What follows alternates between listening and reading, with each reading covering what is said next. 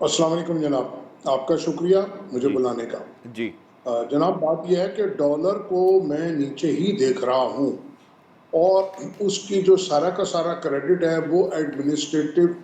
Measures ہیں، جی army اور ان کی ٹیم کے، اور وہ صرف ان کا جو رول ہے ڈالر کی حد تک نہیں ہے، اسٹاک ایکسچینج میں بھی ہے، آپ کی تمام اجناس کی قیمتوں میں بھی ہے، کھاد، یوریا اور آپ کا جو اسٹیل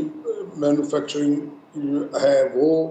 اور اسمگلنگ آف گوڈز، اور trade based money laundering, trade based smuggling, overall آپ کی ہر چیز بہتری کی طرف ہے۔ جی ایل ایس ایم بہتر ہے،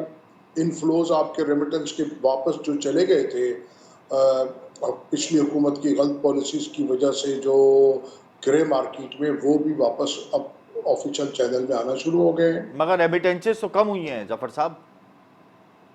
جی ریمیٹنسز اس مہینے کم ہوئی ہے کمپیریٹیولی۔ جی دیکھیے بات یہ ہے کہ جو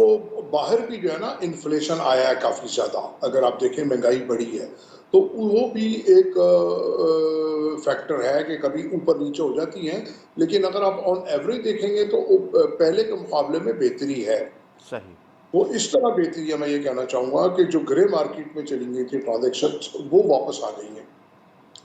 اور پھر جو ٹرانزیکشنز جو کم ہوئی ہیں اس کی وجہ یہ بھی ہے کہ جو لوگ جو ہمارے یہاں سے اب باہر پیسہ بھیجنا ذرا مشکل ہو گیا ہے، حد سے زیادہ پابندی لگا دی گئی ہے، تو جو لوگوں نے آپس میں سیٹلمنٹ کرنی ہوتی ہے وہ باہر کر لیتے ہیں، ایجوکیشن کے لیے،